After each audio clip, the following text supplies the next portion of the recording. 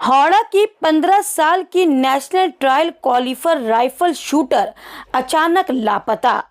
आखिर दमयंती सेन कहां गई? परिवार परेशान, पुलिस ने शुरू की जांच। हावड़ा से एक बेहद चिंताजनक खबर सामने आ रही है। शहर की 15 साल की प्रतिभाशाली राइफल शूटर दमयंती सेन रहस्यमय तरीके से लापता हो गई है। उनके अचानक गायब होने से परिवार, दोस्त और स्पोर्ट्स फ्रेटर्निटी में चिंता का माहौल है। जानकारी के मुताबिक दमयंती सेन मध्य हावड़ा के 30/2 उमर चरण भट्टाचार्य लैन की रहने वाली है। आज सुबह वो घर से पास की दुकान पर सामान खरीदने के लिए निकली थी, लेकिन उसके बाद वापस घर नहीं लौटी। परिवार ने काफी तलाश की, लेकिन उनका कोई पता नहीं चल सका।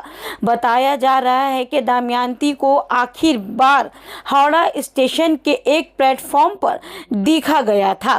दमयंती के पिता ध्रुव ज्योति सेन, जो पेशे से एक टीचर है, ने बताया कि उनकी बेटी ने राइफल शूटिंग में शानदार प्रदर्शन किया है और उसे नेशनल टीम ट्रायल का मौका भी मिला है। रोज सुबह उसकी प्रैक्टिस होती थी। पिता के मुताबिक पिछली रात वो जल्दी सो गई थी। उसका मोबाइल फोन भी घर पर ही था और घर में किसी तरह की कोई झगड़ा या तनाव नहीं हुआ था। ऐसे में उसके अचानक लापता होने की वजह समझ से बाहर है। दमयंती के गायब होने से पूरा परिवार और उसके साथी खिलाड़ी गहरी चिंता में है। इस मामले में हावड़ा पुलिस स्टेशन में मिसिंग डायरी दर्ज करा दी गई है। परिवार ने सोशल मीडिया के जरिए भी लोगों से दमयंती को ढूंढने की अपील की है। फिलहाल पुलिस हर पहलू से मामले की गंभीरता से जांच कर रही है और दमयंती की तलाश जारी है।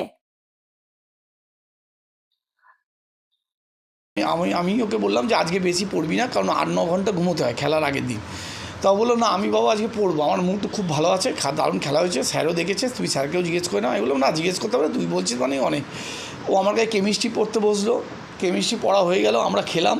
খাবার পর আমি ওকে রাত্রে এসে বললাম যে বা একদম বেশি কিন্তু খাবি না, তুই গ্যাস যেন না হয়। ও বললো হ্যাঁ আমি জানি গো। ও তারপর ওপরে হঠাৎ করে গেল, গিয়ে বললো বাবা এখানে শোবো। আমি বললাম হ্যাঁ শো। আমি বুঝলাম ও আমার কাছে শুতে চাইলো, ও শুলো। তারপর আবার কিছুক্ষণ পর বললো বাবা এই তোমার গদি তো নরম, তা আমি নিচের গদিটায় শুই, কারণ আবার নরম গদিতে শুলে কাল গায়ে যদি ব্যথা হয়। আমি বললাম ঠিক আছে তুই নিচে শো। তারপর ওই বললো বাবা তুমি জামা কাপড়টা কেচে দাও, কেচে মিলবো। এবার জামা কাপড়টা কাচতে কাচতে মোটামুটি 12:30 একটা হয়ে গেল।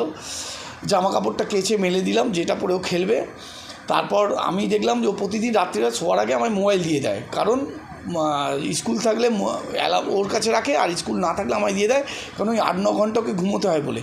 তা সেদিনকে দেখলাম মোবাইলটা দিতে ভুলে গেছে। আমি নিচে নামলাম, ওর থেকে মোবাইলটা নিলাম। ও তখন জেগেই ছিল, জেগে ফোনটা ঘাঁটছিল। আমি ফোনটা নিলাম, নিয়ে বললাম এই শুয়ে পড়, লেট করছিস কেন, তো কালকে আবার লেট করে দিবি বলে ওপরে উঠে গেলাম। ওপরে গিয়ে জামা কাপড় মেললাম, দিয়ে ফোনটা অফ করে দিলাম। ফোনটা অফ করে, কারণ ওর ফোনে আবার অ্যালার্ম বাজবে 6:30 থেকে।